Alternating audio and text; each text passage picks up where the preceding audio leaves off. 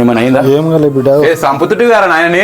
ఊకోరా, వాడిని ఎందుకు అట్లా అంటున్నాడు? వాడు కావాలని చేసాడు, నిన్ను కావాలని చేయలేడు. వాడు ఎందుకు అట్లా వెనకేసుకురా అని. అయినా ఆయన బతుకున్నా వేస్ట్. బండి అడిగినా బండి ఇప్పాడు. ఏం మాట్లాడుతున్నాడు నువ్వు? ఏం మాట్లాడుతున్నావు? నాకు బండి కావాలి, మీరు ఏమైనా వేసుకోరి. నాకు కాలు వేసుకొని బండి అయితే నేను కాలు వేసుకోవద్దు, లేకపోతే నేను ఏమైనా వేసుకొని చచ్చిపోతా. పని చేసి తెచ్చుకోపో, సస్త కాపో. నేను ఎందుకు పని చేస్తా? నాకు బండి కావాలి ఆయన. బండి ఎక్కడికి వస్తుంది? కుర్రా బిడ్డ, ఏమైందిరా? ఎడుకుతున్నావు నాయన? నా జాతం తీరేటోళ్ళు అందరికి బండ్లు ఉన్నాయి నాన్న, నాకు ఒక్కదానే బండి లేదు. అన్నయ్య అంత పని చేస్తున్నా, అన్నకే తీసుకోండి, నీ తర్వాత తీసుకుంటాను. ఒక బిడ్డ చదువు నాకు అవన్నీ తెలియదు. నాకు బండి ఇప్పిస్తే నేను కాలేజ్ కొత్త, లేకపోతే సాయంత్రం లోపు ఏమైనా వేసుకొని నేను చచ్చిపోతాను. బిడ్డ ఇప్పిస్తూ కూర అట్లా అన్నకరా, పోరా లోపలికి ఇప్పిస్తా కనుక లోపలికి. ఇంకా అప్పులు దాతలేవు, ఇంక ఇప్పి బండ్లు ఇప్పి అన్ని ఇప్పి అనికి. బిడ్డ ఎందుకురా నీకు అంత కోరును?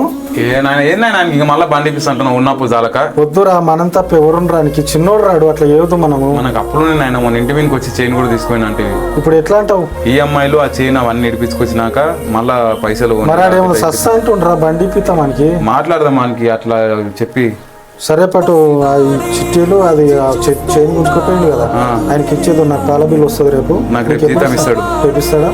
సరే తీసుకురా.